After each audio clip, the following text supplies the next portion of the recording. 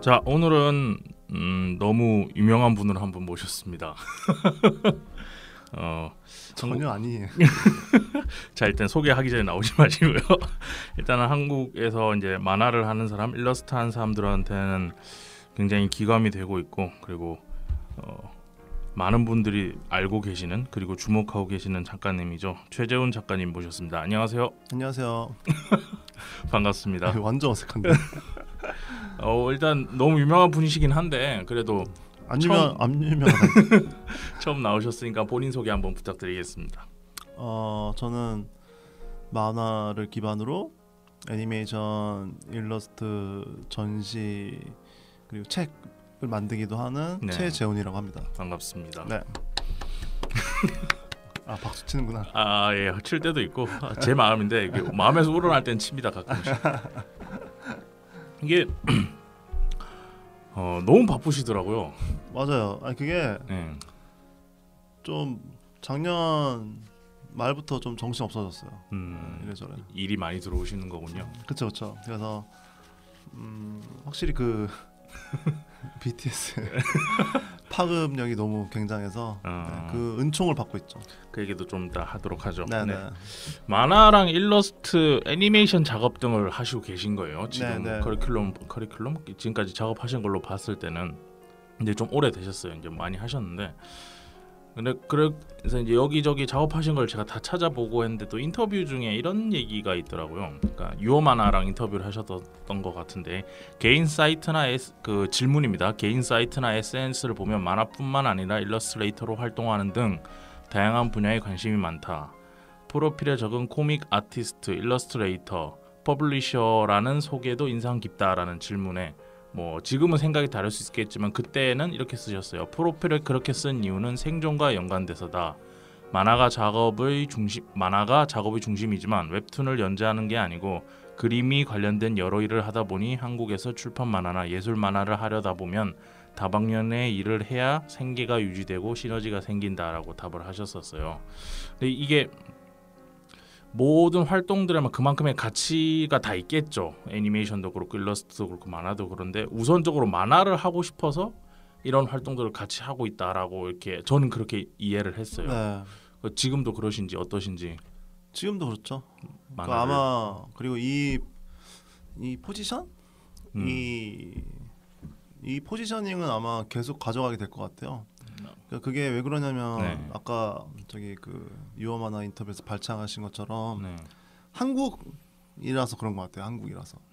그러니까 어디부터 얘기를 해야 되지? 그러니까 이러면 안 되는데 더 능숙해야 되는데. 아니요, 괜찮습니다. 어떤 얘기냐면은 네. 그러니까 한국은 시장이 어떤 시장이건 막 엄청 크진 않은 것 같거든요. 어떤 시장이건. 그러다 보니까 그리고 이제 그 특히 예술 시장 전반에 걸쳐서 문화 관련해서 쏠림 현상이 있어요. 그러니까 막 크지 않은 파일을 누가 가져가느냐 같은 게 있는 거죠. 그러니까 영화가 됐건 게임이 됐건 만화가 됐건 웹툰이 됐건 이런 식으로 전시가 됐건. 그래서 막 붐이 있을 때가 있어요. 미술이면 영화면 게임이면. 근데 그때 사실 몇 없는 그 대중들 그 시장 파일을 좀 이렇게 쏠림 현상처럼 가져가는 거지. 그러다 보니까는 그때 또 나머지가 약간 굶고 그런 면이 있어요. 예. 근데 이제 그 중에서도 이제 만화는 언제나 사실은 붐이었던 적이 거의 없고 있기는 했었는데 그런 측면에서 여러 가지 이유가 있긴 하지만 그 출판 만화가 한참 붐일 때 그거를 그 만화에 대한 가치와 어떤 시장에 대한 어떤 유지력 이런 걸 영리하게 사실 잘 못 해냈어요. 그러니까 노력은 다들 하셨는데 그 원로 작가님이나 그 당시에 계셨던 편집자들이나 그게 이제 90년대인데 근데 그거를 잘 못 지나오면서 뭐 익히 알다시피 뭐 대여점이나 이런 것들 때문에 그러다가 이제 거의 죽어가려고 할 때 웹툰이 나오면서 이게 약간 리버스를 하긴 했는데 약간 좀 이상하게 리버스가 된 거지. 그러니까 사실 만화를 계속 좋아하던 사람 입장에서는.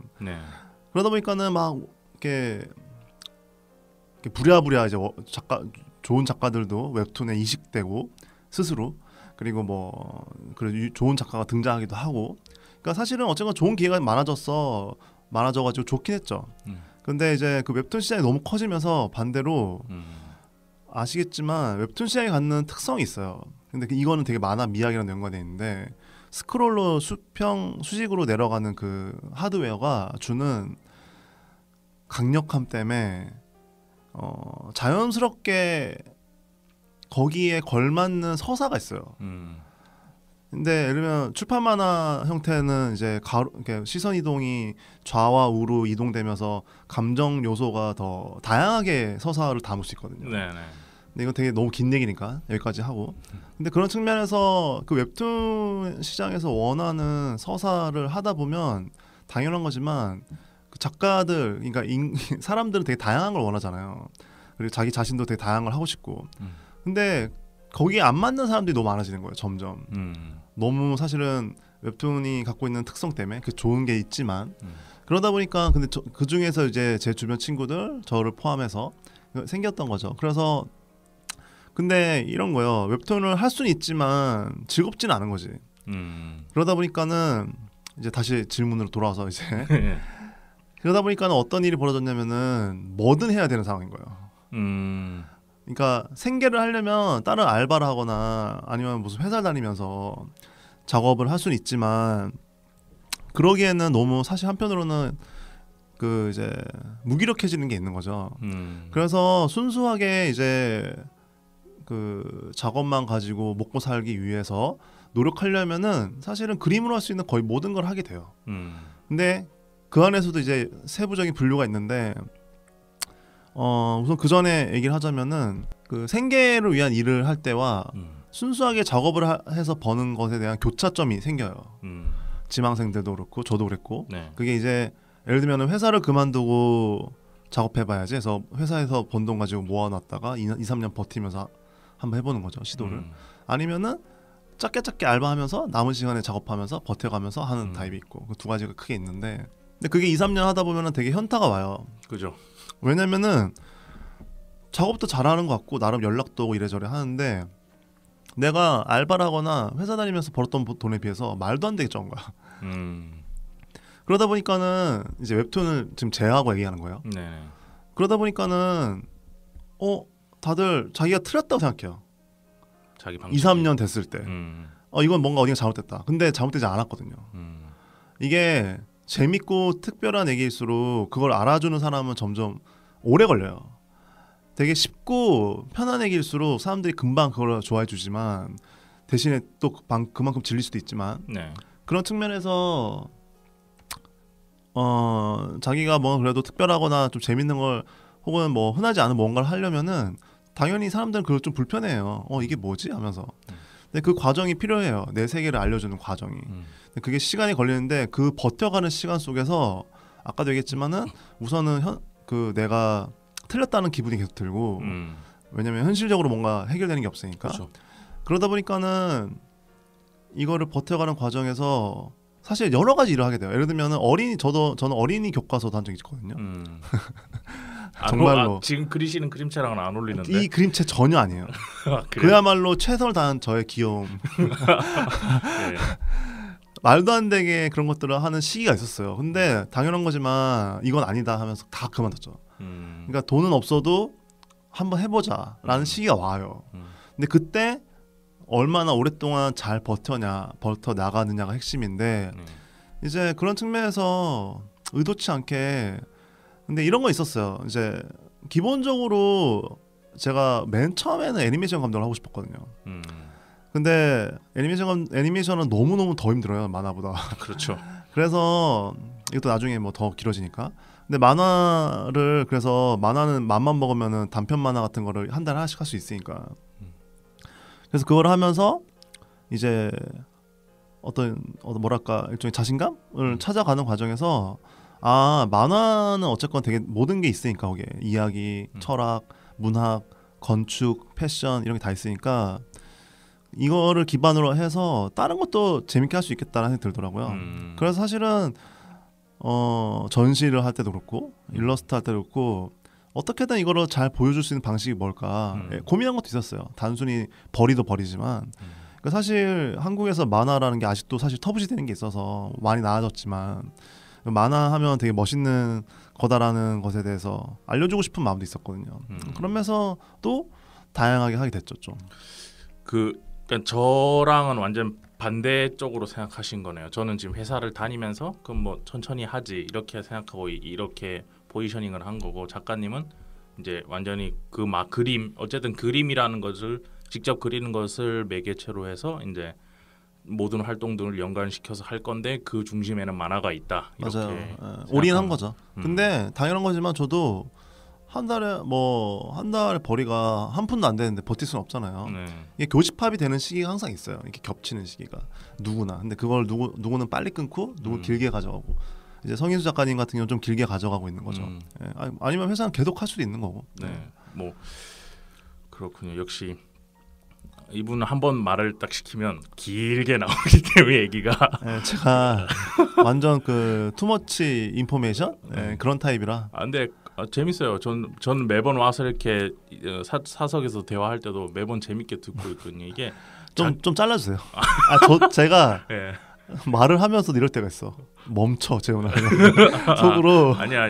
계속 해주세요. 저는 저보다 잘하는 사람이 제 앞에서 계속 뭔가를 정보를 뿜어내는 걸 너무 좋아해요. 근데 사실 제가 말이 많아지는 게 이게 약간 곁다리 얘긴데 이건. 네. 그러니까 또 말이 많아졌는데 말씀하세요. 말을 진짜. 우선은 안 하세요. 만화 쪽에 계신 분들이 말을 되게 아끼시고 맞아. 심지어 파인아트나 디자인하는 쪽에서도 말을 잘하거나 많이 하는 사람이 많진 않아요. 근데 그 중에서도 만화 네네. 쪽에 있는 포지션에 있는 사람들 중에서 기획자, 편집자, 작가 전부 다 포함해서 저는 말을 많이 해야 되는 사람이 필요하다고 생각하거든요. 그게 무슨 말이냐면 만화가 얼마나 좋고 훌륭한지에 대해서 정말 영리하게 잘 얘기할 수 있는 사람이 누구냐라고 하면 한국에서 없어요. 버뜩 좋은 작가는 있지만 이 사람 만화 참 되게 재밌게 얘기해줘, 설명해줘. 예를 들면 영화 쪽에서 이동진이라던가 그런 사람이 떠오르지가 않으니까는 사실은 이게 대중과 연결고리가 없는 거지. 그렇다고 제가 평론가가 되고 싶다는 게 아니라 아까도 얘기했지만은 이런저런 생존과 관련된 여러 가지 시도들과 네네네. 만화의 가치에 대해서 설명하게 되는 상황이 놓여요. 그러다 보니까 말이 많아지는 거지. 괜찮습니다. 네. 자, 지금 녹음 시작한 지 한 10분, 15분 됐는데 최재훈 작가님이 어떤 분인지는 거의 다 파악된 것 같아요.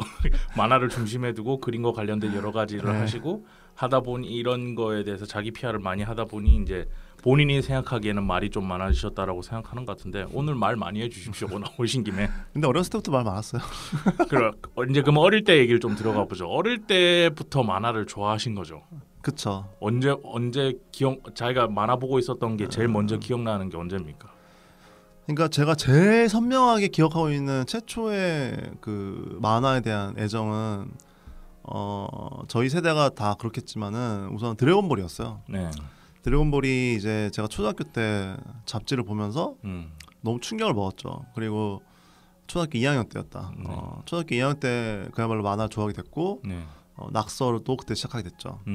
그러다가 이제 그 이후로는 약간 덕후 생활이 좀 이어져요. 고등학교 때까지. 근데 그거에 가장 큰 기폭제가 됐던 게 중학교 2학년 때 네. 아키라랑 천공에서 라퓨타 애니메이션을 불법 비디오로 이제 애니메이션을요? 예.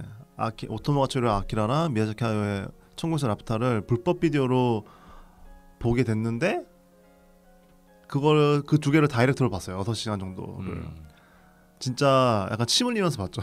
너무 충격적이었어요. 그럴 수 있습니다. 그래서 그때 마음 먹었죠. 원래 처음에는 애니메이션 감독이 되고 싶었다고 했던 게 그런 얘기예요. 그러니까 애니메이션 감독을 해야겠다. 네.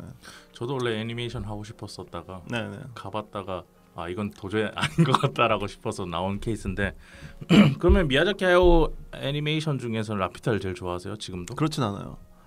미야자키 하야오 애니메이션 중에서 제일 좋아하는 거는 원령공주랑 붉은 돼지. 저도 붉은 돼지 제일 좋아하거든요. 근데 그 중에서도 원령공주를 유난히 좋아하는데 그 왜 그러냐면 원령공주는 제가 진짜 볼 때마다 울거든요. 시작하면 울어요, 진짜. 그거 좀 이상한데 시작. 저 이상해요, 제가 좀 이상한 사람입니다. 그래요? 제가 정말 약간 진짜 덕후거든요. 네. 제가 제일 진덕이었을 때가 이제 에반게리온 극장판 애니메이션 대사 다 외웠던 적 있어요. 네, 그 인터뷰에서 봤습니다. 네. 좀 그때 심각했었는데 근데 그 어쨌건 원룡공주는 어떤 게 있냐면은 네. 원래 어쨌건 은퇴작이었잖아요. 맨 처음에 네. 맨 처음에 은퇴작이 계속 은퇴 번복하면서 이런저런 나왔지만 근데 시간이 흘러도 계속 새로워요. 볼 때마다. 그리고 제가 어쨌건 작업을 해오고 이제 애니메이션도 좀 하게 됐잖아요. 네. 의도치 않게. 무슨 말이냐면은 이 사람이 얼마나 이 시간이 흐를수록 볼 때마다 더 보이기 시작하는 거예요. 이 사람이 얼마나 최선을 다해서 이걸 하고 있는지. 맞아요. 그런 거 있어요. 예, 어렸을 때는 재밌게 봤지만 보면 볼 때마다 아, 이 사람은 정말 이거를 이렇게까지 해라는 거를 나이가 들수록 더 많이 보이는 거예요. 그러니까 틀 때마다 시작할 때부터 울어요, 진짜. 근데 그것이 단순히 나 참 잘해라고 드러내는 게 아니라 원래 잘하는 사람도 자기를 드러내잖아요. 감독들이나 예술가들은 네. 완전히 숨겨져 있어요. 미야자키 하야오는 스스로. 그러니까 그 얘기 하시니까 저도 생각나는데 저는 원래 포르코로서 제일 좋아하긴 하는데 미야자키 하야오 작품 중에서 가장 관심 깊었던 거는 원래 하울의 움직이는 성이었어요. 네. 그래서 그거를 예고편을 거짓말하는 한 100번 본 것 같아요. 네. 예고편을 보면서 울었거든요. 저도 똑같은 예고편을 보면서 우리 중2피 하면 약간 덕후로 약간 소문날 것 같은데. 그 당시 어린 마음에 보면서 와 어떻게 이렇게 잘 만들 수 있지 하고 막 봤는데 좀 전환점이 된 작품이죠. 네 근데 그 실제 극장에서 보고 실제 DVD를 사서 그 당시에 봤을 때는 본편은 별로였어요. 그 당시에 맞아요. 와 정말 이상하다. 특히 엔딩이 말이 많았죠. 네, 그리고 갑자기 저렇게 감정 기복이 생기나 막 이렇게 생각했는데 얼마 전에 나이 들고 또 보니까 또 다르더라고요. 완전 다르죠. 네. 뭘 얘기하는지 이제 좀 알 것 같다. 그게 걸작의 기본 본질이죠. 네, 그래서 그러니까 사실은 이야기를 하는 사람들의 이제 모여서 하는 얘기 중에 하나가 어떤 것들이 있냐면은 사실 어쩌면 새로운 이야기를 하고 싶어 하잖아요, 다들. 근데 이제 새로운 이야기라는 것은 기본적으로 만들기 진짜 어렵잖아요. 근데 좋은 작가들, 특히 미야자키 하야오 같은 급의 작가들은 좋은 이야기를 하는 것도 핵심인데 너무 좋은 이야기를 해버리니까 어떤 게 있냐면은 너무 앞서가요. 그 이야기가. 그래서 시간이 흘러서 봐도 이거는 지금의 얘기인 거지. 그런 것들이 시대를 초월한다는 게 이제 그런 거죠. 그게 얼마 전에 그 봉준호 감독이 상 받았다고 해서 네. 그 전작 받았던 작품 제가 보려다 못 봐서 어느 가족이라고 영화 그거 고레다 히로카즈. 네, 그 감독 이름이 잘 생각 안 나는데 그거 보고 갑자기 하울이 생각나더라고요. 네. 결국 코드는 똑같더라고요. 맞아요. 비슷한 면 있죠. 새로운 가족의 탄생에 대한 이야기인 거니까 그래서. 네. 근데 엔딩에 대한 태도는 좀 다르죠. 그건 나중에 다음에 같이 방송할 때 또 얘기를 해요. 네네네. 미야자키 놓고 얘기하면 되니까. 그런 저도 그런 경험이 있어서 한번 말씀드려봤고요. 그러면 아키라 얘기도 빼놓을 수 없는데 한국에 얼마 전에 개봉했었잖아요. 다시. 맞아요. 그때 가서 보셨던. 그때 못 봤어요. 바빠서. 너무 바빠서. 제가 원령공주, 공각기동대, 아키라 뭐 이런 것들은 개봉하면 꼭 가서 봤었거든요. 항상 좀 울었죠. 토토로도 보러 가려고 그랬는데 원래. 이번에 네. 그 얼마 저희 그 팟캐스트 리스트 찾아보면은 그 제목은 아키라 상륙 작전이라고 해서 아키라 배급해온 회사 그 PD랑 인터뷰. 재밌겠다. 그거 한번 나중에 들어볼게요. 그래서 아키라 상륙 작전이구나. 네, 그래서 사실 아키라도 할 얘기가 되게 많죠. 이러저러 한국과의 관계도 그렇고. 이거를 왜 지금 와서 다시 개봉하는 건지 하고 이제 알아봤더니 하여튼 여러 가지 비하인드가 맞아요. 있더라고요. 네. 그 얘기도 있으니까 한번 들어보시면 좋을 것 같고. 그러면 제일 자기가 기억했을 때 먼저 만화를 읽고 있는 자기 모습은 드래곤볼이었고 맞아요. 이쪽 계통으로 난 애니메이션 감독을 하겠다라고 마음먹게 한 거는 아키라랑 이제 천공에서 라퓨타. 그렇죠. 네. 원래 라퓨타보다 우리 남자들 다 나우시카를 더 좋아하지 않나요? 나우시카도 엄청 멋있죠. 근데 나우시카는 이것도 약간 덧붙인 얘기인데 나우시카도 너무 좋아하는데 만화책을 더 좋아해요. 나우시카는. 맞아요. 네. 나 한국에 지금 거의 찾아보기 힘든데. 아니요, 다 재판돼서 아마 그 재판된 것도 아마 어쩌면은 사기 힘들긴 하겠지만 그래도 살만하죠. 근데 뭐 그 애니메이션도 충격적이었지만 거의 최초로 개봉한 게 나우시카였거든요. 한국에서 일본 그 들어와서 개방됐을 때 그때 혼자 가서 봤어요. 그러니까 극장에 혼자밖에 없더라고. 그럴만하죠. 관심 없을 때니까 네. 사람들이. 근데 만화책을 이제 거의 10년 있다가 봤는데 발간돼서 너무 충격적이었죠. 그 대서사시에. 그게 원래 계속 이야기가 둘 다 이게 딴 데로 새는데 어쨌든 뭐 제 방송이니까 제 마음대로 하겠습니다. 네. 여러분. 그게 원래 애니메이션을 만들고 싶었는데 네. 투자자를 못 구했대요. 네. 그래서 왜 투자를 안 해주냐. 그때 미야자키 그래도 괜찮은 사람이고 잘 떠오르던 사람이고 네. 그런데 근데 원작이 없다. 그걸 원작에서 확인이 안 돼. 일본 시장 원작에서 확인이 안 돼서 맞아요. 투자금을 받을 수 없다라고 맞아요. 해서 네. 미야자키랑 그 계속 하던 그 PD 있잖아요. 그 네. PD랑 스즈키 토시오. 둘이서 앉아가지고 그럼 원작을 만들자 네. 이렇게 돼서 시작된 게 만화책이거든요. 맞아요. 그래서 미야자키 하야오가 그때 굉장히 있는 힘을 다 불어 넣어서 맞아요. 그게 그 원작도 갑자기 다 한 게 아니고 그 10년에 거의 걸쳐서 하신 거예요. 네. 나우시카 만화는. 그래서 사실 그 10년이 황금기였는데 사실 미야자키 하야오한테는 나우시카, 라퓨타 그리고 토토로 이걸 하면서 연재했어요. 그 만화를. 그러면서 지브리 설립하시고 결혼하고 애 낳고 노조 설립하고 그걸 다 하셨어. 이런 얘기도 다음에 방송하게 되면 또 쫙 하면 좋을 것 같아요. 그러면 어릴 때부터 저 만화는 좋아할 수 있죠. 누구나. 저도 만화는 좋아했어요. 근데 어릴 때부터 그림은 어떠셨어요? 그림 본인이 생각했을 때 저는 제가 그림을 정말 못 그렸거든요. 네. 지금도 못 그린다고 생각하죠. 근데 작가님은 어떠셨는지 잘 그리면 반 애들이 야 이것 좀 그려줘 이러면서 찾아오는 정도 그런 것도 있고 아니면 그 정도는 아니었고 굳이 얘기하자면 그림을 그리기 시작한 건 어쨌건 낙서야 했지. 아 참 이거 그림 열심히 해봐야겠다 했던 게 고등학교 2학년 때였어요. 그러니까 되게 늦게 시작한 거죠 사실. 그래서 학교도 그래서 대학교도 저는 늦게 들어갔어요. 제가 한예종을 들어가게 됐는데 24살 때 되게 늦게 들어갔죠. 스타트가 늦다 보니까 다들 중학교나 최소한 고등학교 1학년 때 시작하니까 그림도 그러다 보니까는 약간 어떻게든 안 되는 거예요. 그리고 막 그림을 엄청 잘 그렸다기보다는 그냥 당연히 이제 그림 그리는 애들이 많지는 않으니까 뭐 그려봐 이런 거 있었지만 좀 특이했던 건 이런 거 있었어요. 너무 그때부터 우울했어요 그림이. 아 진짜. 그래가지고 저거 뭔지 알 것 같아. 그냥 저는 사람을 그냥 그렸을 뿐인데 되게 무섭고 그냥 누가 뭐 캐릭터가 앉아 있을 뿐인데 우울하고 이런 게 좀 특이해가지고 저한테 뭐 그림 그려달라던가 너 그림 참 잘 그린다는 애들이 어떤 애들이었냐면 메탈 음악 좋아하고 아 진짜 이런 애들이 말 걸고 그랬었어요. 그냥 그런 느낌 정도. 그러다가 약간 어떤 여러 가지 좀 계기가 있었는데 이게 학교가 중요한 게 아니라 그냥 내가 재밌는 작업하면 되네. 그리고 그 당시에 이런저런 덕질하면서 오토마츠히로나 미야자키 하야오나 어렸을 때부터 쭉 했더라고요. 오토마츠히로도 사실은 고등학교 졸업하면서 데뷔했고. 그래서 그냥 작업 재밌게 하자 하면서 그 학교를 생각 안 하기 시작했어요. 그래서 미친 듯이 막 이것저것 하고 막 영화도 찍어보고 사진도 찍고 연기도 해보고 막 잡다한 걸 많이 했었어요. 그러다가 심지어 한예종 애들을 가르치기도 하고 한예종 학생이 아닌데 나름 제 그림을 좀 좋아해줬던 몇 분이 계셨었어요. 그런데 하다 보니까는 갈증이 당연히 생기잖아요. 혼자 하는 게 한계가 있으니까. 맞아요. 그러다가 23살 때 그래도 한번 해볼까 해서 제가 가르치던 학생이랑 수시험을 같이 봤죠. 그러다가 이제 같이 붙고. 네. 그러면 그 기간은 어떻게 된 겁니까? 그러면 고등학교 졸업하고 대학교 입학하기 전까지는 4년 이것저것 많이 막 해보는 시기. 네. 그때가 저한테는 제일 중요한 시기예요. 그렇죠. 이제 그러니까 꽃에 있는 오아시스처럼 막 감정을 머금어야 될 시기긴 한데. 제가 사실은 그때 지금 말을 못하는 게 몇 개 있는데 너무 공개적인 거라 그래서 되게 중요한 계기가 몇 개 있었어요. 저 개인에 대해서. 그래서 개인사에.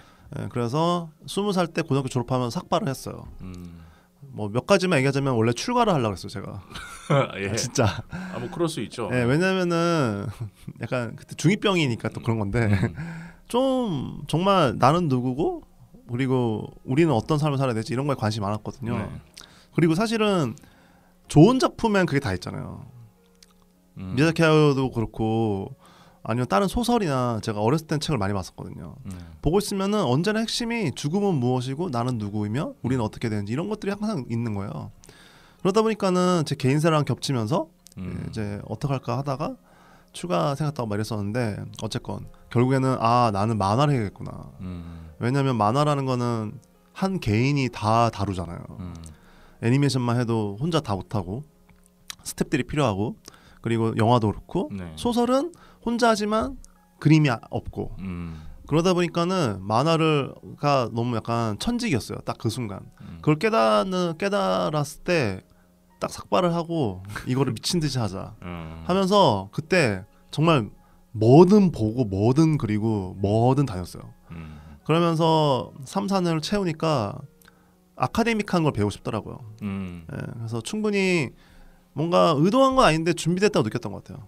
그러면서 시험 보고 붙고 그때부터 학교를 다니기 시작했죠. 그때 그러면 대학교 가서는 어떤 걸 배우신 거예요? 그 애니메이션 쪽으로 가신 네, 거예요? 애니메이션 만화 애니메이션과니까 근데 만화도 이제 같이 배우긴 배워요. 네. 근데 그러니까 이전까지는 혼자 막 공부를 하다가 아까 말씀하셨던 것처럼 아카데믹한 거로 공부하고 싶어서 그쵸. 이제 혼자 하면 이제 아무래도 한계가 있으니까 맞아요. 그래서 가서 이제 그동안 선배들이 어떤 걸 쌓아놨나 보러 가는 거죠. 대학교라는 곳이. 맞아요. 어땠나요? 한혜종 얘기를 좀 하자면은 네.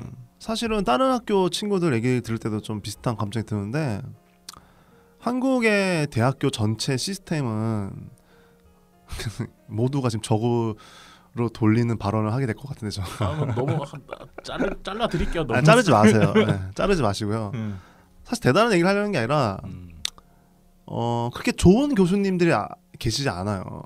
왜 그러냐면은 그 교수님들이 나쁜 사람들이고 막 실력이 없다는 얘기가 아니라 지금은 좀 그나마 나아졌는데 초창기 때는 만화학과를 이제 막 만들 때 만화를 전공한 교수가 없는 거예요. 작가는 있는데 그래서 작가들을 몇 명 부르기도 했지만 그걸로 당연히 채워지지가 않을 거 아니에요. 그래서 미술이나 디자인하거나 심지어 연기하던 사람들을 교수로 앉히기 시작해요. 왜냐하면 연기도 막 있으니까 만화에는 애니메이션과도 마찬가지고 사실 말이 안 되죠. 왜냐하면은 예술이라는 건 정말 좋은 예술이란 건 그 매체 안에서만 할 수 있는 어떤 정점을 보여줬을 때 그게 훌륭한 예술이거든요. 네. 이거는 소설이어야만 해야 좋은 이야기구나. 이거는 애니메이션이 아니었으면 안 되는 이야기구나. 그랬을 때 그건 좋은 예술이 되거든요. 그런 측면에서 만화를 배우려고 한 사람이 갔더니 미술을 배우고 있는 거죠. 초창기에는 그래서 문제였고 지금은 어떤 게 문제냐면은 만화나 그 웹툰 출신의 그거에 대한 이해들이 있으신 분들도 있긴 하지만 기본적인 그 뭐랄까 그 전통 클래식한 고전 만화에 대한 어떤 그 베이직함 같은 것들에 대해서 공유되는 게 저는 좀 없다고 생각하는 편이에요. 그런 측면에서 당연히 실력 있는 교수들도 있어요. 그런 측면에서 한혜종이 아까도 앞서 얘기했지만 딱 들어갔을 때 전국에서 저희가 한 학년에 15명 뽑거든요. 그러니까 정원이 휴학생이나 이런 거 다 안 빼고 정원이 다 있어도 60명인 거죠. 다른 학년은 한 학년에 막 100명이 넘잖아요. 약간 그런 측면에서 좋긴 했어요. 딱 들어갔더니 전국에서 제일 작은 15명이 있으니까. 그래서 너무 충격적인 것도 있고 다들 잘하니까. 근데 문제는 두 가지가 있는데 하나는 예술가병에 걸려요. 우선 예. 학생들이 저도 그랬고 너무 타이트한 경쟁률을 뚫고 돌아다 보니까 성취감이 대단하거든요. 그러다 보니까 착각하게 돼요. 나 참 잘하는구나. 이제 시작인데 놀기 시작하는 거죠. 그 만족감에. 그래서 그거를 부여잡고 제대로 할 수 있는 사람들이 많지는 않아요. 그게 첫 번째 문제고 두 번째는 시스템이 아까도 얘기했지만 교수님들이 좋은 분도 계시지만 그야말로 어른들 노인분들이 있으시니까 열심히 해 타입인 거예요. 열심히 하면 되는 거 아니야 약간 이렇게. 예를 들면 어떤 구조적인 것에 대해서 예를 들면 뭐 플롯이다 아니면은 뭐 칸에 대한 이해. 오늘 애니메이션은 프레이밍이 정해져 있으니까 프레이밍이 정해져 있는 그 애니메이션에서 어떻게 구도를 짜야 되는지 이거에 대해서 이론적으로 설명은 하긴 하는데 너무 러프한 거예요. 그들이 배운 건 정말 그냥 도제 시스템에서 열심히 한 거거든.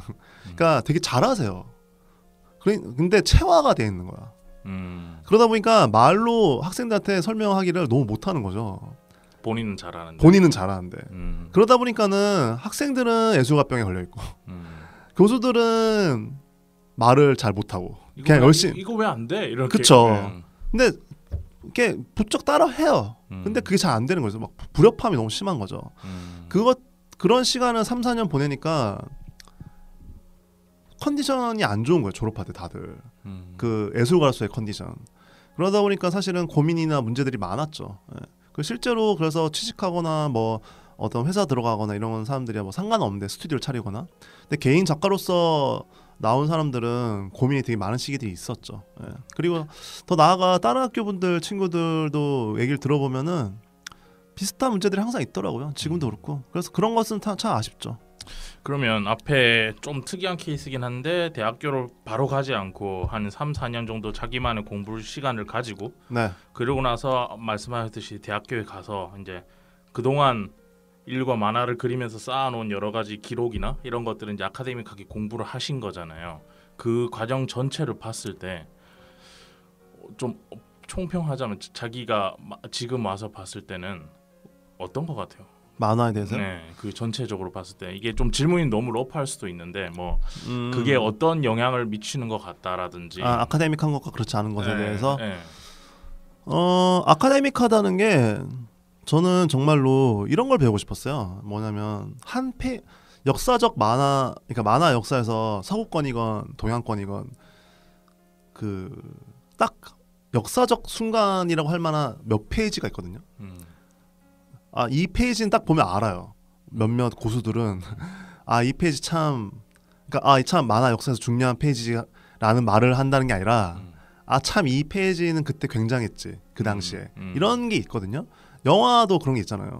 그리고 예를 들면 소설도 그렇고 그런 면에서 저는 딱 상상했던 건 이런 거였어요. 제가 혼자 공부했던 것들이 그런 거거든요. 예를 들면 이런 거예요. 어떤 만화는 너무 재밌는데 빨리 읽혀. 빨리 다 봐버리는 거죠. 몇십 권을. 근데 어떤 만화는 너무 재밌는데 느리게 읽히는 거야. 느리게 읽고 있는 거야 내가. 그 이상하잖아요. 신기하고 그거를 공부하기 시작한 거죠. 연구하고. 근데 다 나와 있더라고 사실은. 특히 일본 이론서에 그게 많은데 그 서구 거는 좀 더 이제 이미지 중심의 문법이고 만화 이해 같은 게 그런데 그런 측면에서 연구를 하기 시작한 거죠. 왜 이렇게 빨리 읽히고 왜 이렇게 느리게 읽혀 이런 것들. 근데 거기에는 여러 가지 말풍선, 시선 이동 이런 게 있는데 그런 측면에서 제가 한예종 가서 들어와서 이제 혹은 다른 워크숍이나 수업 가서 기대했던 것들은 어떤 하나의 페이지나 만화 미학 문법에 대해서 좀 심도 있는 얘기를 듣거나 같이 연구하는 걸 사실은 생각했었어요. 근데 이상하게 좋은 이야기와 좋은 이미지에 대해서만 얘기하는 거예요. 너무 이상한 거지. 왜냐면은 그 훌륭한 영화 수업을 들어보면 알 수 있는데 동선, 그러니까 배우가 화면에서 왼쪽 끝에 화면에서 들어와서 오른쪽 화면으로 나가는 것과 오른쪽 화면에서 등장해가지고 왼쪽 화면으로 나가는 것이 그 영화 서사 안에서 어떻게 작용할지를 인지하고 연출해야 돼요. 당연한 거지만 무슨 말이냐면은 어떤 게 더 마이너스적인 요소고 감정이고 어떤 게 더 플러스적인 감정인지를 인지하고 연출해야 그 영화는 좋거든요. 예를 들면은 이동진이 가장 흔하게 얘기하는 것 중에 하나가 박찬욱 감독의 그 어떤 계단 상승과 하강에 대한 그 클리셰를 굉장히 많이 언급해요. 근데 이것도 사실 이동진 그 평론가의 의견이죠. 그걸 어떻게 해석할지는 자유긴 해요, 모두가. 근데 핵심은 그런 것들을 감독이나 연출가들이 의도한다는 거예요. 인지하고 있고. 근데 만화에도 당연히 그런 게 있거든요. 근데 모두가 좋은 이야기와 좋은 이미지에 관한 얘기만 하는 거예요. 근데 좋은 만화가 되려면은 좋은 이야기와 좋은 이미지를 좋은 만화 미학으로 연출해내야 되는 거거든. 그렇잖아요. 예를 들면 영화는 프레이밍이 정해져 있지만 만화는 프레이밍이 완전 자유롭잖아요. 그러니까 완전 달라요 문법이.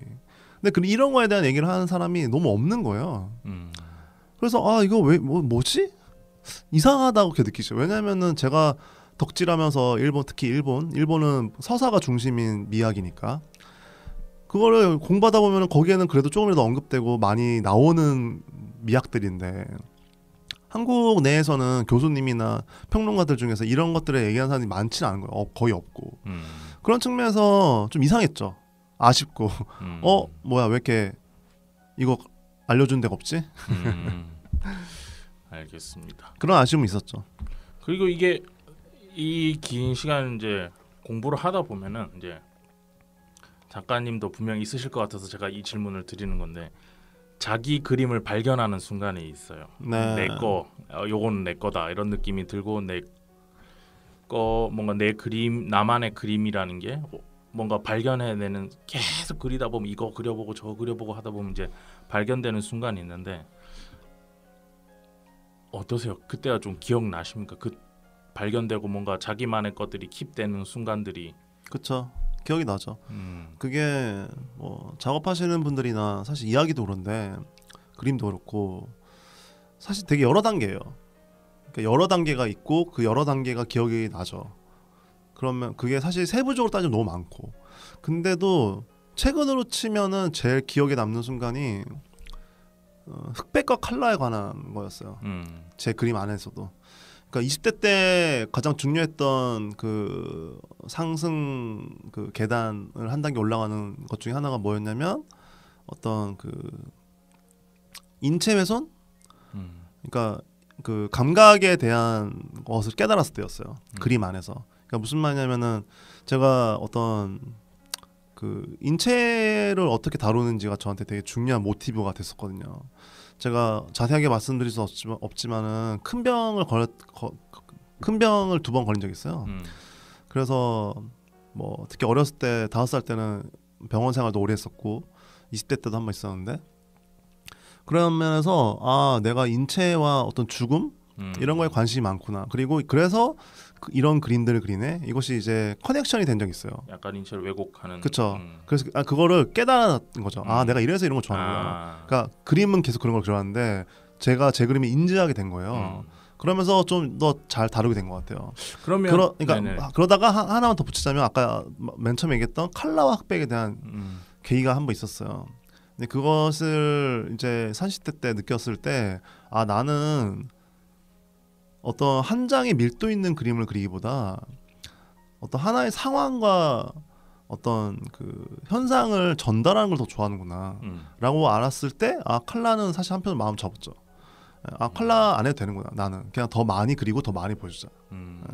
그러면 그런 그림을 가지고 이제 이야기적인 측면에서 네. 뭐 컬러 말고 흑백으로 해서 더 많이 그리고 많이 보여주자. 그리고 약간 개인사나 이런 것들이 겹쳐서 뭐 저도 그런 케이스인데 전부 다 그렇죠. 작가들이라는 네. 게 자기 개인사에서부터 이제 끌어올린 어떤 감각으로 그림을 그리다 보면은 이제 어느 순간 말씀드렸던 것처럼 이제 발견되는 그림체가 있는데 이런 거 가지고 그러면 내가 어떤 철학적인 측면에서 어떤 이야기를 하고 싶은지 뭐 미야자키 하야고 작품 보면은 결국은 가족이거든요. 맞아요. 패밀리에 대한 이야기고 뭐 그런데 작가님도 그런 게 좀 있을 것 같아요. 모든 작품의 작가님만이 그거를 쓴다고 할 수는 없지만 모든 작가님의 모든 작품에 녹아 있는 한두 가지의 단어로 설명될 수 있는.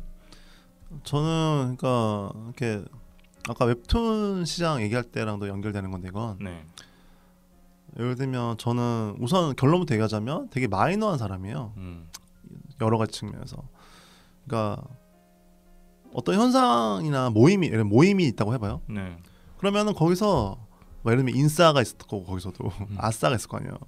아니면은 인싸도 아싸도 아닌 사람도 있을 거고. 근데 무슨 말이냐면은 저는 아싸나 그러니까 외부인이나 되게 마이너한 사람들 혹은 마이너한 현상이 항상 반응해 왔어요. 그걸 알게 됐죠 나중에. 즉 무슨 말이냐 어디 파티를 가면은 대부분의 사람들은 좀 참 거기서 약간 주인공이 되거나 약간 좀 멋진 사람들에서 같이 껴서 분위기 타고 싶어 하잖아요. 네, 그래야. 근데 저는 그날 처음 와서 어쩔 줄 몰라는 사람이 계속 눈에 띄어요. 그리고 그 사람한테 가요. 그러니까 좀 왜 그런지 모르겠어요. 그런 사람이었어요 어렸을 때부터. 그러다 보니까는 예를 들면은 꽃 같은 걸 볼 때도 꽃이 펴져 있는 걸 보면서 당연히 예쁘지라고 느끼지만 꽃이 시드는 것에 더 반응해요. 그게 더 좋다는 게 아니라 더 관심이 가고 더 그리게 돼요. 이제 아까 얘기했지만은 제가 뭐 아팠던 경험이나 이런 거랑도 연결될 수 있는데 그러다 보니까는 태어나는 것보단 죽음에 대한 거, 만나는 것보단 헤어지는 거에 대한 거 이런 것들에 대해서 관심 있게 된 거죠. 그리고 이런 것들이 결국에는 제 팬이나 아니면은 제가 하는 일들과 결국에 연결이 되면서 이런 얘기를 하는 사람들이 또 많지 않잖아요. 은근히 그런 맥락으로 좀 작업을 해왔던 것 같아요. 그런 거에 반응하다 보니까 제가. 그럼 이런 작업 뭐 분명 지금 말씀해주신 것들이 아주 어릴 때부터 정립된 건 아닐 겁니다. 하면서 이제 언어로 정리돼서 자기 안에 체화되고 습득되는 것 같은데, 그럼 이 과정에서도 이제 제가 제일 궁금한 거, 저희가 지금은 독립출판 만화라고 얘기하는 쾅 매거진, 쾅 코믹스를 만드셨잖아요. 이게 언제 몇 년도부터 만드신 거죠? 그게 아까 웹툰 시장을 얘기하다 말긴 했었는데 무슨 말이냐면 이렇게 밝고 혹은 대중적이고 사람들이 원하는 것들이 하고 싶어져요. 이게 눈치를 보는 거죠, 작가들도. 근데 아이러니한 게 사람들은 새로운 걸 원하거든요. 그러니까 무슨 말이냐면 새롭다는 건 남들 눈치 보지 않는다는 거예요.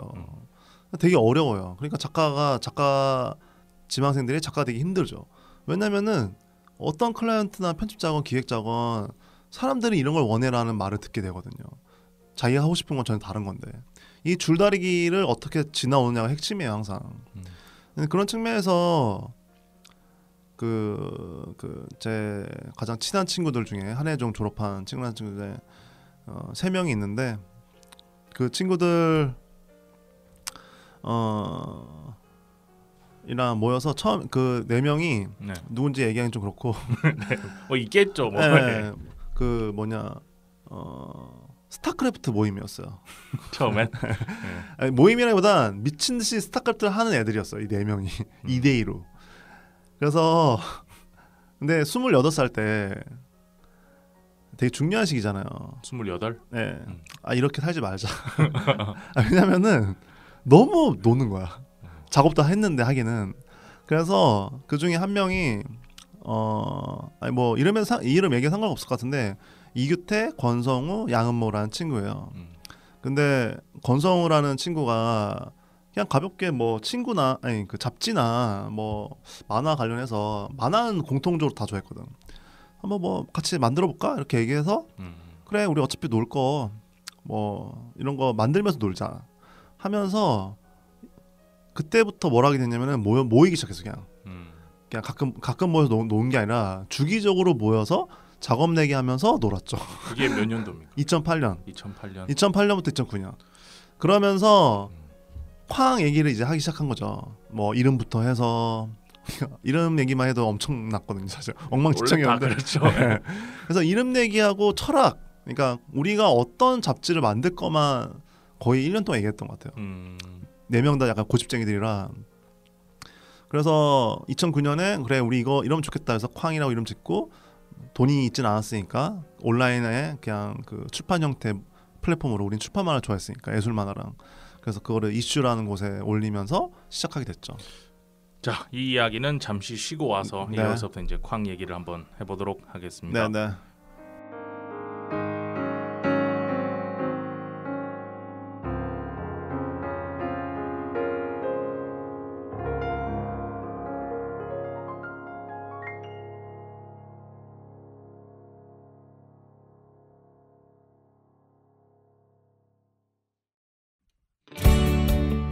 성인수의 만화 클래식 진행자 성인수입니다. 홍대 근처죠. 서울시 마포구 홍로 5길 59에 위치한 전시공간이라는 곳이 있는데 이곳에서 매년 출판 만화, 실험 만화, 독립 만화를 소개하는 정신과 시간의 만화방이라는 행사가 있습니다. 올해는 저희 인순신 코믹스에서 운영하고 있는 독립 만화 온라인 플랫폼인 사이드비가 초청을 받았어요. 그래서 평소 온라인에서 판매하던 작품들을 오프라인 판매도 하고 또 이꼬 작가님들에게 부탁을 드려서 13분에게 10페이지 내외의 신작 단편 만화를 그려달라고 부탁을 좀 드렸습니다. 그래서 그것들을 볼 수 있도록 전시가 하고 있는데 이게 또 주말마다 총 8번의 토크쇼도 준비되어 있는 전시입니다. 전시명은 정신과 시간의 만화의 방 2호점 사이드비고요. 그래서 이 행사가 7월 19일 금요일부터 오프닝을 시작으로 8월 11일 일요일까지 진행됩니다. 관련해서는 페이스북이나 트위터, 인스타에 정신과 시간의 만화의 방이라고 검색하시면 관련된 정보들이 많이 나오니까요. 관심 있으신 분들은 한번 찾아보시고 또 전시와 토크쇼 때 오시면 좋을 것 같습니다. 소정의 선물들도 있으니까요. 꼭 오시길 바라고. 그리고 이것을 매개로 해서 또 이번 전시에 나오는 13편의 단편 만화와 토크쇼 8개 그리고 전시 전반에 대한 리뷰를 다 기록한 한 권의 단행본을 텀블벅을 통해서 크라우디 펀딩을 지금 진행하고 있습니다. 이 단행본의 경우엔 추후에 판매가 없는 것으로 오직 이 펀딩을 통해서만 구입할 수 있으니까요. 이것도 관심 있으신 분들은 한번 와서 검색해 보시고 후원해 주시면 좋을 것 같습니다.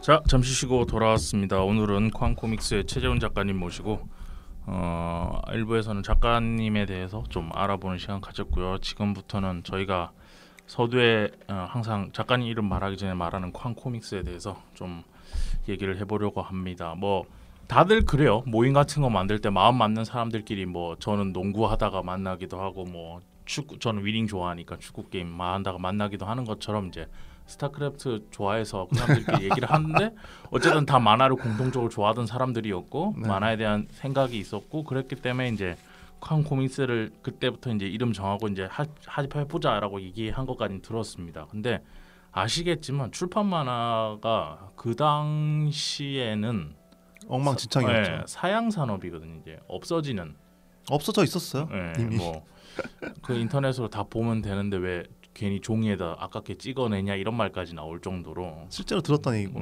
그런 산업으로 내려가고 있었고 미래는 아무도 모르는 상태였는데 왜 그 상황에서 또 출판을 생각하신 건가요?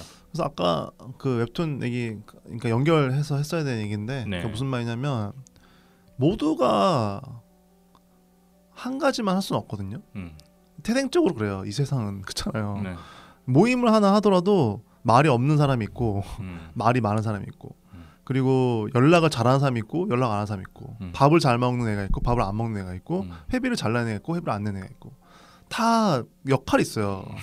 그걸 역할인가요? 아 정말요. 네. 뭐 많긴 한데 그게 무슨 말이냐면은 그 사람은 그럴 수밖에 없어요. 그 얘기예요 제 말은. 어떤 예를 들면 이런 거지. 게으른 사람이 열심히 해서 노력하는 사람이 되고 막 엄청나게 뛰어나게 막 일을 잘하는 사람이 될 수도 있죠. 근데 태생적으로 갖고 있는 게 있거든요. 근데 이거는 후천적인 것과 선천적인 게 다 섞여 있어요. 예를 들면 타고나기를 몸이 만약에 아픈 사람이 있다고 해봐요. 그 사람은 기본적으로 아픈 채로 계속 있으니까 감정 상태가 어떨지 우리는 상상할 수 없거든요. 반대로 그렇다고 해서 그 사람이 우울한 사람이 꼭 우울한 사람이 아닐 수도 있는 거예요. 몸은 아프지만 되게 긍정적인 사람일 수도 있고 몸은 건강하지만 우울한 사람이 있을 수 있는 거거든요. 그런 얘기들을 하는 거죠. 그게 무슨 말이냐. 웹툰 시장에서 원하는 만화라는 건 작품이라는 건 특히 그리고 웹툰뿐만 아니라 한계가 있어요. 그 플랫폼에서 원하는 한계가 있으니까 수많은 사람들이 그거를 당연히 다 거기 맞출 수는 없거든요. 예를 들면은 제가 얼마 전에 어떤 대학교 특강을 갔는데 거기는 한 학년에 150명이에요. 거기서 저한테 부탁한 게 뭐냐면은 뭐 베스트 도전만 하건 지망생이건 그리고 결국 작가가 되건 어쨌건 졸업생 중에서 웹툰이랑 연관된 뭔가를 하는 사람은 50명 정도인 거야. 어찌됐건 이래저래 다 합쳐도. 그러면 그 학과에 있는 나머지 100명은 뭘 하고 살아야 되냐. 왜냐면은 거기 있는 사람들 중에서 그림체는 웹툰 그림체인데 이야기는 너무 잔인한 걸 좋아해. 예를 들면 공포나 그거를 수용할 수 있는 데가 없거든요. 또 반대로 그 이야기는 너무 잘 쓰는데 그림체가 너무 막 사람들이 싫어하는 그림체인 거야. 그럴 수도 있는 거예요. 이거는 되게 쉬운 애죠. 예를 들면 이런 거야. 아예 타고나기를 나는 예술을 하고 싶어. 만화로. 그런 사람도 있는 거고 그렇잖아요. 네네. 즉 무슨 말이냐. 그들이 가야 할 곳이 없다는 거죠. 그러다 보니까는 저도 그랬어요. 그래서 저랑 함께 있던 이규태, 권성우, 양은모 저 넷이서 처음에 당연히 우리가 뭐 이렇게 정말 진지하게 그러니까 막 우리가 뭐 한국 만화 시장 바꿔보자 이러면서 시작 안 했죠 당연히. 스타크래프트 하다가 이렇게 살면 안 될 것 같으니까 시작했는데 지금 돌이켜 보면 우리가 탈 배가 없었던 거죠. 저기 큰 유람선이 있는데 저 티켓을 끊을 역량도 없고 끊고 싶지도 않고 우리가 타고 싶은 배도 아니고 근데 봤더니 우리가 탈 배는 없으니 우리가 만들 수 있는 배라고는 나룻배밖에 없는 거지 이 거대한 대양 속에서 그러다 보니까 그래 우리는 이런 걸 좋아하고 수작업을 좋아하고 예술을 사랑하고 만화를 좋아하니까 출판 만화를 기반으로 우리끼리 한번 재밌게 한번 해보자 기본적으로 스터디 그러니까 공부를 한다는 마음으로 그래서 그냥 일주일에 한 번씩 10년 동안 모이고 있거든요 지금 일주일에 한 번씩 10년 동안 무조건 모여요. 아 그래요? 누가 외국에 가지 않는 이상 정말 어떤 일이 있지 않는 이상 그거를 10년 동안 해오고 있어요. 쉬고 싶으면 쉬어도 되긴 해요. 그러니까 뭐 한 나 3개월 쉴게 하면 3개월 동안 안 나와도 되고 근데 일주일에 한 번씩 모이면서 거의 항상 예술에 대해서 얘기해요. 그러니까 만화뿐만 아니라 그러면서 연출, 캐릭터, 이야기, 미학 근데 그런 것들을 해오다 보니까는 의도하진 않았는데 그래도 우리끼리 탄 배가 덕지덕지 막 작은 나룻배들이 붙더니 배가 좀 커진 거야. 여기 타고 싶어하는 사람도 있고 막 심지어 그러다 보니까는 시간이 흘러보니까 쾅에 영향받은 사람들 혹은 쾅에 영향받았다는 게 쾅이 정말 잘해서 영향받았다는 게 아니라 아 저거 참 재밌네 쟤네들 그러면서 자기들끼리 모여서 또 만드는 거지. 그런 배를 만들어서 가면 돼라고 그렇죠. 길을 제시한 거잖아요. 네, 그래서 자기들 각자의 나룻배를 만들기 시작하는 거예요. 그게 너무 재밌는 거야. 저희들이 쾅을 만들 때만 해도 어땠냐면 2010년 11년 저희들이 만들 때만 해도 한 3-4군데가 있었어요. 근데 사라지는 거야 그들도. 그래서 한번 한 3-4년 차 됐을 때는 없는 거예요. 저희들 말고 어떤 페어를 나가면. 근데 웃긴 게 저희가 그거를 오래 하니까 점점 생기는 거야 반대로. 그러니까 원래 했던 팀들은 사라지는가 하면은 우리 보고 다시 만들어지기 시작하는 거죠. 그리고 그들을 보고 또 누가 만들고. 그러니까는 이게 좀 재밌는 현상이 된 거죠. 네. 그래서 처음에 어쨌거나 질문 돌아오면 의도한 건 아니었는데 우리는 이걸 좋아하고 이거를 할 수 있는 데는 없으니 그런 얘기도 실제로 했었거든요. 그래서 우리끼리 한번 해보자 재밌게 하면서 이렇게 지금까지 온 거죠. 그러면 사람끼리 모였다고 쳐서 우리끼리 재밌게 해보자라고 얘기했기 때문에 뭐 이게 각자의 인건비랄까요? 노동에 대한 인건비는 뭐 우리끼리 그냥 알아서 그냥 안 받는 걸로 하고 이렇게라도 제일 처음 그렇게 많이 시작하잖아요. 그래도 출판은 경제적인 측면에서 부딪히는 게 있어요. 맞아요. 책을 찍으려면은 흑백을 찍어도 돈이 들니까 네. 그것들을 지금 고민하시는 분 여기서부터는 아마 이제 이런 독립 출판이나 인디 코믹스, 예술 만화 이런 것들에 대해서 고민을 지금도 하고 있는 많은 분들이 들으시면서 좀 들었으면 도움이 됐으면 하는 바람으로 이제 좀 엿줍는 건데 처음 내가 하겠어 하면 경제적인 측면에서 돈 많이 있는 상태에서 시작하는 사람은 없거든요. 그거를 지금 좀 정리를 좀 해야 될 것 같은데 네. 크게는 두 가지에 대해서 얘기할 수 있을 것 같아요. 거기서 그러니까 지금 질문은 현실에 대해서 어떻게 이제 타파했냐 뭐 이런 같이. 근데 질문은 그렇지만 잊지 말아야 되는 게 이제 우선 첫 번째가 있는데 뭔가 성공하거나 작가로서 빨리 이렇게 성공하고 싶은 그러니까 정착하고 싶은 수단으로서의 모임이면 그 모임은 되게 안 좋아요. 그러니까 무슨 말이냐면 그 모임은 어쨌건 내가 작업을 꾸준하게 하는 어떤 그냥 공간인 거예요. 그게 핵심이에요. 무슨 말이냐면은 이제 지망생들 저도 그랬고 당연히 경험했기 때문에 말씀드리는 거지만 지망생들이 아까도 제가 초반에 얘기했던 것 중에 뭐가 있냐면 딱 2-3년 됐을 때 되게 힘들어요. 나 작가 해야지. 졸업하고 나서건 회사 그만두고 나서건 아니면 뭐 알바를 하고 있던 그 2-3년 차에 왜 힘드냐면은 계속 틀렸다는 생각이 들어요. 뭔가 현실적으로 뭐 돈도 못 벌고 사람들이 막 좋아해 주는 것 같지도 않고 팔로우도 안 들고. 근데 틀린 게 아니거든요. 좋은 걸 하고 있고 재밌는 걸 한다고 했을 때 그걸 알아주는데 시간이 당연히 걸릴 거 아니에요. 미야자키 하야오도 사실은 원룡공주 하면서 빚을 다 갚았거든. 아 정말이에요. 그렇잖아. 그 스튜디오가 그랬거든요. 네. 그런 측면에서 물론 투자는 받았고 상황은 당연히 다 달랐겠죠. 근데 그런 측면에서 핵심이 뭐냐면은 아까도 나룻배 비유를 했는데 그냥 함께 노를 젓는데 한 명이 젓는 게 아니라 같이 젓는 기분이 들어야 되는 거예요. 이게 예를 들면 이런 거죠. 일주일에 한 번이나 2주에 한 번씩 모여서 내가 어떤 걸 하고 있는지 들어보고 얘기해주고 그러면서 아 이게 좀 아쉽긴 하지만 이런 건 되게 좋네라고 스스로 다짐하고 그러면서 일이 없을 때니까 마감을 그리고 지킬 수 있는 체력을 키우는 거죠. 근데 그러다 보면은 좋은 작업을 하고 좋은 작업을 계속 꾸준하게 어딘가 올리잖아요. 당연히 그거를 보고 누군가 연락해요. 그게 이제 첫 번째 핵심이라고 생각하고 두 번째는 뭐냐면은 질문으로 돌아와서 이제 돈 내기인데 당연한 거지만은 아까 그 첫 번째 제가 대답에 연결되는 거랑 그러니까 모임이 수단이 되면 안 된다. 그러니까 무슨 말이냐 욕심을 계속 내요 모임에서. 즉 무슨 말이냐면은 빨리 뭔가 작가가 되고 싶으니까 빨리 결과를 보고 그쵸. 싶은. 무리를 계속해. 무슨 말이냐면은 책을 내야 되는데 그러면은 우리 원고 어디까지 하고 누가 디자인하고 누가 영업하고 누가 들고 다니고 뭐냐 저기 인쇄소하고 이런 걸 얘기하게 될 거 아니에요. 무슨 말이냐 모임을 딱 왔는데 작업 내기를 안 하고 일 내기를 하는 거야. 그렇게 돼요. 그러면 어떻게 되냐면은 이 모임은 재미없는 모임이 되는 거예요. 그래서 첫 번째가 중요한 거예요. 내가 가서 빨리 내 작업 보여주고 싶고 남의 작업 보면서 얘기해주고 싶고 그러면은 그 모임은 너무 재밌어지는 거거든요. 말씀 중에 죄송한데 네. 좀 그 부분에 있어서 질문이 있어서 네. 자기가 남이 내 작품 씹으면 네. 기분 나빠하는 경우가 굉장히 많거든요. 사람들이. 저는 안 그런데 네. 전 뭐 그렇게는 생각은 안 하는데 거기서 의상하는 경우도 많아요. 쾅은 안 그랬다는 건가요? 아니 당연히 엄청 싸웠죠.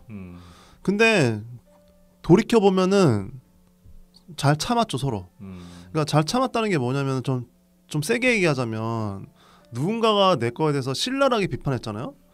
그리고 기분 나빴잖아요. 그러면은 하지 않았으면 좋겠어 그 사람은 작업을 되게 세게 얘기하자면 왜냐면 자기 작업을 보고 누군가가 신랄하게 비판하건 신랄하게 칭찬하건 최선을 다해서 뭔가 애정을 보인 거거든요. 그건. 근데 그거를 왜 감히 내 걸 뭐라고 해라고 한다는 건 작가로서의 사실은 올바른 자세는 아니에요. 자세가 아니죠. 왜냐하면 작가라는 거는 어떤 이야기를 말을 거는 사람이란 말이에요. 말을 어떤 누군가 얘기를 듣는 사람이 아니라 대화잖아요. 기본적으로 예술이란 건. 네. 그러면은 둘 다 말을 하고 있으면은 대화가 안 되잖아요. 네. 즉 무슨 말이냐면은 난 최선을 다해서 누군가한테 말을 건 거잖아요. 근데 거기서 그 말을 누군가가 들어주고 어떤 대답을 했을 때 그거를 듣는 자세가 돼야지. 그걸 들었을 때 기분이 나쁘다면은 사실은 그 내 작품을 봐주는 사람을 내려다보는 거예요. 그건. 전 개인적으로 그렇게 생각해요. 그런 측면에서 그러면 안 된다고 생각하고 네. 그리고 만약에 모임 안에서 누군가 그렇게 기분 나빠한다? 그러면 당연히 저처럼 그럼 그만둬라라고 하면 안 되겠죠. 네. 그때는 최선을 다해서 서로 이 오해를 풀어야죠. 당연히. 근데 이제 제가 세게 얘기한 거는 작가들을 얘기한 거고 근데 작가가 되는 과정에서는 약하잖아요. 되게 사람이. 근데 그런 과정에서는 서로 보듬어주고 손잡아주고 동지애로서 아시겠지만은 저도 어쨌건 이제 10년 넘게 했는데 시간이 되게 오래 걸려요. 정말로 계속 잘못된 느낌이 들거든요. 몇 년 동안.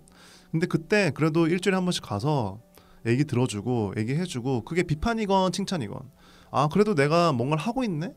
그리고 누군가가 이거를 되게 좋아해주거나 비판일지언정 그러면서 꾸준하게 해낸다면은 그거를 안 좋아할 사람은 없어요. 당연한 거지만 그거를 누가 얼마나 많이 좋아하냐 적게 좋아하냐 문제지. 그러니까 굉장히 친해진 사이가 되면 그냥 일반 경우에 친구가 되면 서로한테 막 욕해도 그게 애정 섞인 게 느껴지는 수준까지 가야 된다는 건가요? 아니요. 그 얘기는 아니고 예를 들면은 예의는 있어야죠.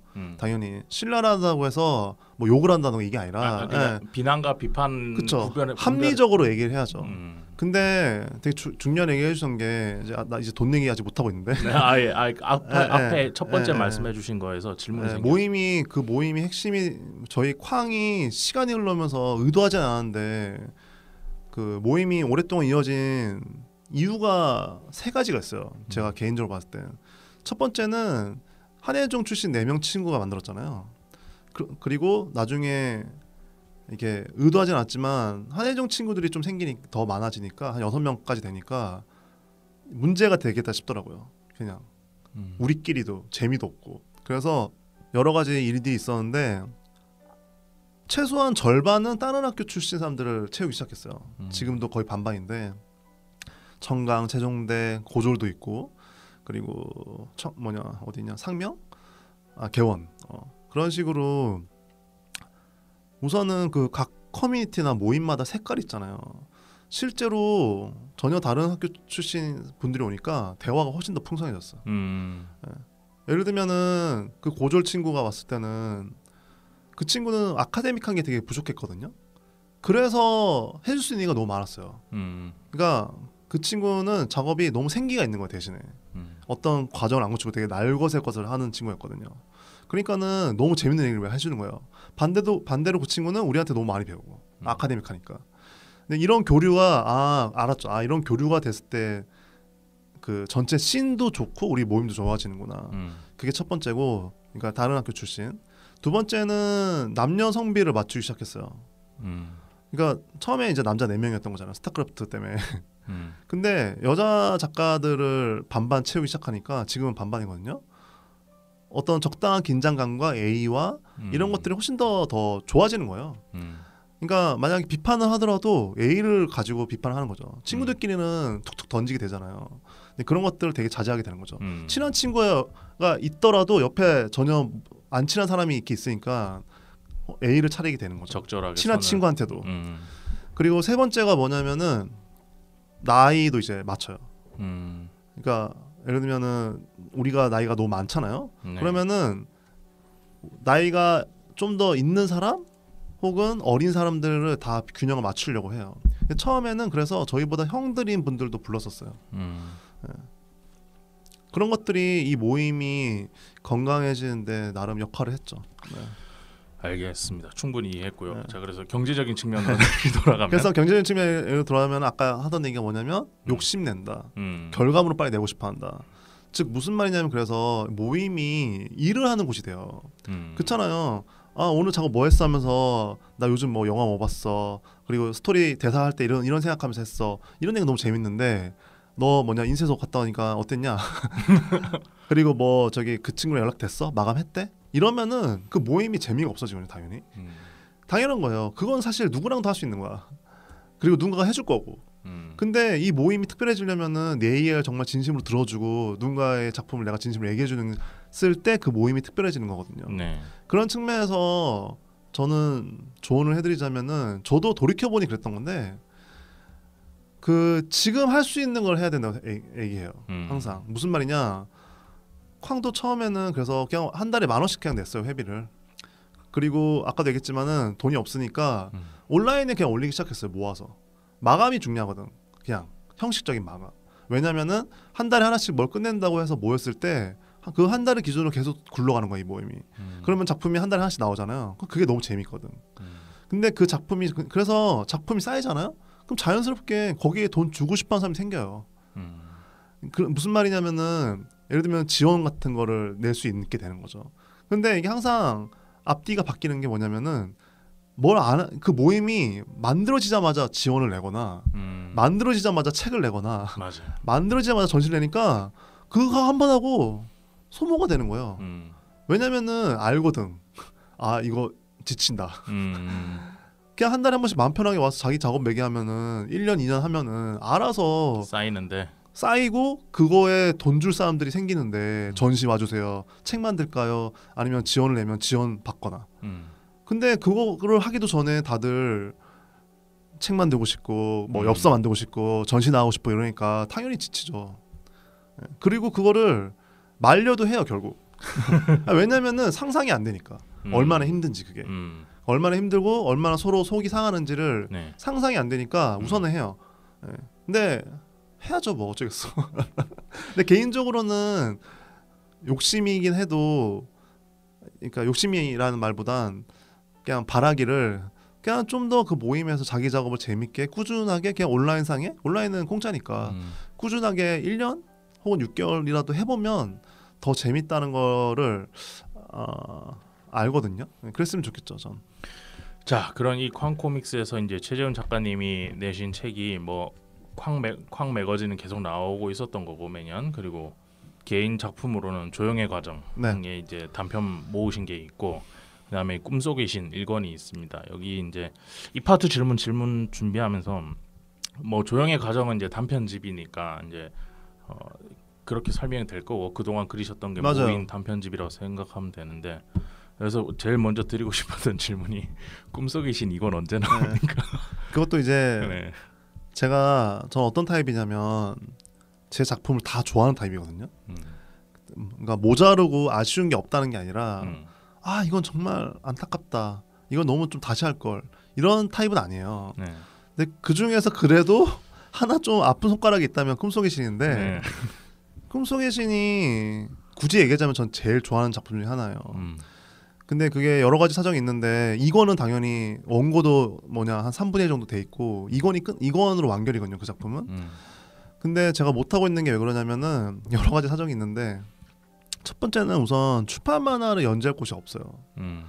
그 쾅에서 연재했던 거거든요.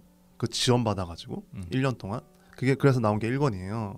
근데 2권을 하려면은 보통 그래도 최소한 6개월 이상 그 작업만 해야 되는데 그러기에는 너무 생계가 유지가 안 되는 거야 그 당시에. 근데 그래서 이걸 어떡하지 하면서 하고는 있었어요. 그 불안한 마음에 어쨌든 끝내야 되니까. 근데 그런 와중에 어떤 일이 벌어졌냐면은 그 레드 임프스의 요지로한테 연락이 온 거야.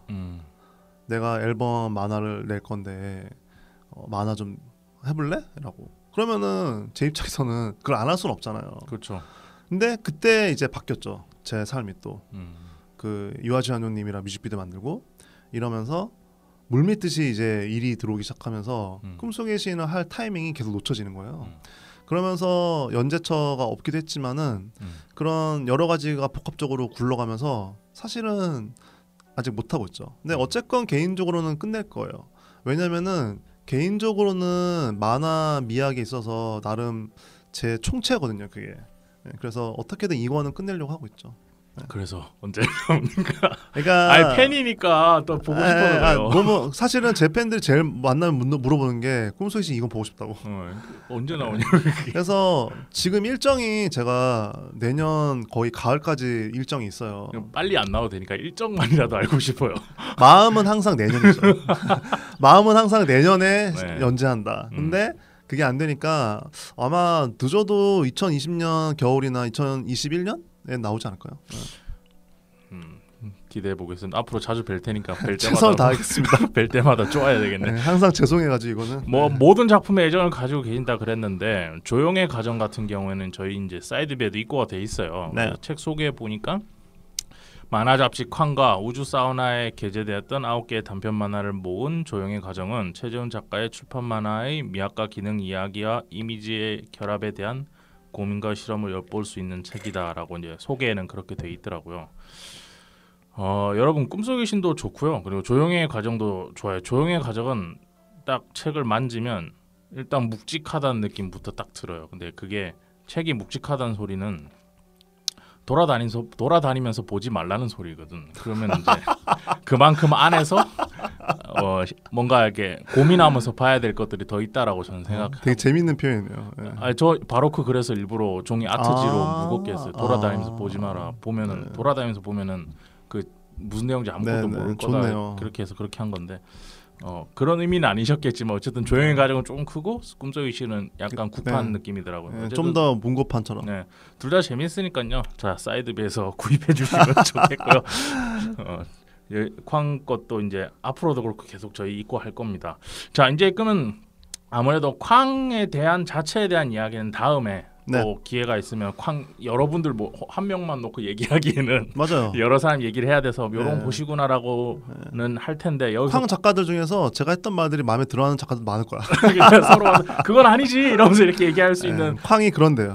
어쨌든 그런데 만드시고 나서 누구나 겪는 거라겠고 저도 겪었던 것은 이게 뭔가 잘못된 것 같다, 뭔가 아닌 것 같다라는 고민이나 이런 지점들 이런 것들 다 지금 어느 정도 지나와서 그래도 어느 정도 궤도 이상으로 올라가고 있는 상태인 거잖아요. 뭐 지금 보면은 어떤 생각 드세요? 쾅이요? 네. 쾅이 이제 지나온 시간을 봤을 때 이게 일부 마지막 질문입니다. 그렇구나. 제가 이제 의도치 않게 최근에 좀 큰 일들을 몇 번 했잖아요. 굉장히 큰 일이죠. 근데 이제 그 제 주변 친구들은 다 아는데 제가 그런 큰 일을 할 때 집에서 혼자 작업을 하고 있잖아요. 이렇게 작가들은. 근데 어떤 기분이 드냐면은 너무 고마워요. 진심으로. 쾅이랑 이제 스펙트럼 오브젝트라고 해서 그 파인아트 모임이 있어요. 그 거기도 10명인데 그 쾅도 지금은 거의 다 합치면 한 20명 되는데 지금 같이 활동하는 애들이 10명 정도 되거든요.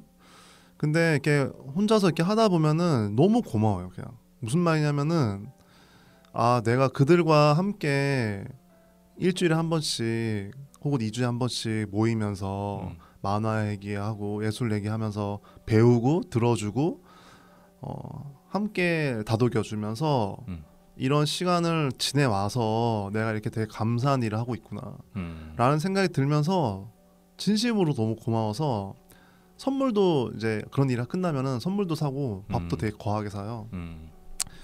그런 측면에서 지금 돌이켜보면 되게 고맙죠.